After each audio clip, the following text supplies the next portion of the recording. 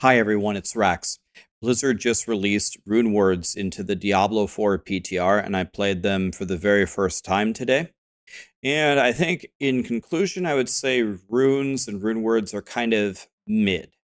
They do make you a lot stronger in the end game, and they do some things well. And there are, I think, quite a few ways for the system to grow in the future, so I thought I'd make a quick video and get into it here. Let's start off with the things that we like. So I think rune words are actually an interesting new way to power up a character. You've got your skill tree, you've got your paragons, you have your mythic uniques, and all these different things that they're introducing in the game. The tempering, the masterworking. I like that we're building the systems rather than having it be so basic. So rune words are a new flavor. I'm glad that it's in the game. I like that we get the cross-class capabilities. This is what made it so great in Diablo 2, the fact that you could get teleport on Enigma on any character, or the fact that you get the conviction aura from was it Bear Malbearist Infinity, right? I used to play Diablo 2 religiously. I like that there's different tiers of runes. They have the magic runes, which kind of suck, but hey, it's your introduction to rune words, and then they have the rare runes, and finally the legendary runes. It's kind of the same thing as in Diablo 2. You get your Tal F at the beginning of Diablo 2, and then you get like your mid runes, like your ums and your is and your pulls, and finally you have your high runes, the Vex, Ohms, Lows, Sirs, Chams, Zods, Bears, Jaws, all of those. I like that the runes offer different solutions to certain problems that your character might have. You might be very low on cooldown, or you might need more resources, or you might need a reliable way to get vulnerable, or this or that, or this or that. You might want to reset your ultimate. So it's cool that they're exploring different things that these runes can actually do. So now let's jump into some things that could be better about runes and rune words. So the first thing that seems pretty obvious to me is that most builds are going to gravitate toward the same things in the end game. For example, a Barb's Warcry is so good. It just gives you so much extra damage, and it's just good for everybody, and you can have like pretty much permanent uptime with it. And then there's another one that just starts reducing all of your cooldowns, and cooldown reduction is just a staple in almost every build in this game. Yeah, some builds might take something here or there a little bit different, but most builds are going to gravitate towards something almost exactly like that. So we could certainly use more variety, at least on the high end there. Another thing about it is there are certain runes that give you evoked powers, and when those evoked powers are supposed to specifically do damage, it seems to be pretty worthless. So, for example, excuse me, I'm losing my voice.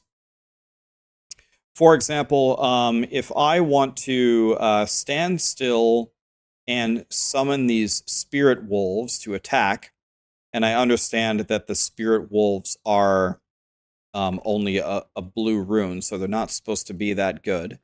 But if I stand still and summon these spirit wolves, let's see how hard they hit for. Okay, there they are. Okay, let me go attack something so they understand to attack. Okay, so they're hitting for 600. They're hitting for 3,000. They're hitting for, whatever. They're hitting for, let's say, certainly less than 100,000 a hit, right? Well, how hard do I hit for? Well, I can hit for 30 million. 18 million there. This is how hard I'm hitting for.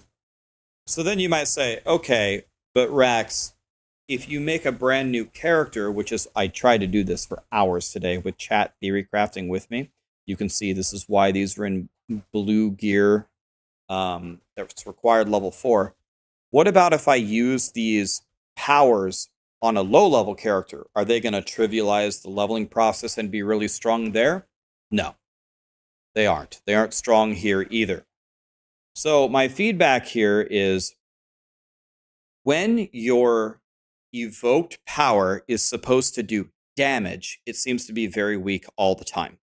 An evoked power that gives you vulnerable or gives you a damage multiplier or it stuns enemies, then it's actually doing something, but the damage here is, it needs to be buffed, I would say, significantly. Then some other things with these evoke powers, the Spirit Wolves, I think, desperately need like the Necro Minion AI treatment that they just had. They just wander around and they bite some stuff every now and then, and they have very low health. I would love to use these Spirit Wolves. I would love to love them, but they need some love right now. They need to be way more vicious and powerful. Another interesting thing that I tried is I equipped the rogue stun grenades onto my lightning spear sorcerer because I wanted to see if I could stun the bosses way faster. And I got some shocking results. I actually staggered the boss slower with the stun grenades, and I'm assuming it's because of some kind of a mechanic where the stun grenades are taking away a different stagger mechanic that my character already had. And that stagger mechanic that I already had does more stagger than the stun grenades or something. I wrote Blizzard a paragraph about it, and it's just not what I would have expected at all. I would have expected one of the uses of these stun grenades to boost my stagger damage, but it seems like if you already have good stagger, it can actually lower it, which is like a reversal and doesn't make any sense. Another thing that I don't like, kind of on a similar note, is the jeweler has a required level to engage with them. I don't know what I think it's 20. I couldn't use the jeweler already at 11. And this makes it very annoying to use rune words on your alts. You have to find the blue gear, put it in your stash, go back to your main, socket it with so you can put in the runes, and then in order to use it on your alt. So there's already a workaround here to get around this. So Blizzard can't say, no, we don't want you to have sockets or runes until level 20. There's no level requirement, and I can already get around it by trading it to my main. So I think you make the jeweler have no required level. Similarly to uniques, there's no denying the power level here. Like a Barbarian's Warcry, I keep going back to that one. It certainly makes you way stronger. But I would like to see Runewords get a lot more crazy and bold, similar to like what the unique treatment that Blizzard underwent with those. I would like to see them do crazy things rather than give you, 40% more damage. Similar to that feedback, Runewords in the current iteration of the game currently give us more of what we already have. They give you more cooldown. They bring back, they reset your ultimate. They give you more vulnerable. They attempt to give you more stagger. They give you more resources. The next iteration, I think, of Runewords, or the next evolution, would be give us things that aren't available in the game. If the Runeword system is independent, then it should be able to grant us buffs and powers and benefits that are actually not available anywhere else, making them more interesting. So as an example here, one of the most powerful ones is you get Warcry and you get massive damage, but you don't actually notice anything different about the gameplay. The number goes up, the boss HP goes down faster, and I guess that's nice, but it doesn't actually change anything about the gameplay. As an example of something different would be Tyrael's Might. Tyrael's Might, when you put it on, you get that Divine Barrage. And if you're doing like lower level farming, that Divine Barrage might actually do a shitload of damage. You have like that shrine that's shooting out all the little bolts everywhere. Now you're seeing a difference. You're feeling a difference rather than just number go up, boss health go down faster. You could do crazy shit like summon Shenron from Dragon Ball Z, and this green dragon flies around everywhere and kills stuff. It's an extreme example, but I'm looking for stuff to make me, it's again, like kind of like my feedback yesterday. I'm looking for a dopamine hit. I got this rune. Look at my gameplay. Look at what this new power actually does for me. No one's gonna really feel 40% more damage, or be able to visually see it. And then one thing here that Blizzard has done, which is very nice, I don't mean to complain here. Let me take this off so it stops attacking. But we have these new tabs which can hold the runes, right? So it's holding them here, and they do stack, which is nice.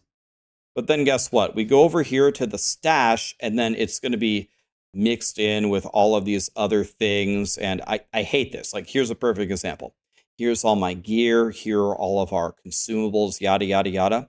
I really wish Blizzard would give us a stash tab for socketables and consumables and keys. 6 gear tabs and 1 for each of these for 9 total tabs, I think would not only give us a lot more storage space, but would avoid this, all the mixing and matching. And yes, you could just be way more organized than this and make it nice and perfect and adjust it all the time. But if you would just give us our own separate stash tabs, then that would solve the problem as well. So that's kind of my initial feedback. I did enjoy playing with them. They did make me stronger. They do make a difference in the game. But I think in general, Runewords could be a lot more fun, a lot more dynamic. I think some of them that are underpowered could be a lot better. And I think there's definitely a lot of room to grow in this system. And we'll see if they make any changes for the launch. But I'm hoping that this continues to be iterated on as Diablo 4 goes forward. If you have any other ideas, if you tested them, if you have any other key thoughts, please write them down below. Write them down below. I will read them, and I'll get this feedback over to Blizzard so far and see where we go from here. Thank you.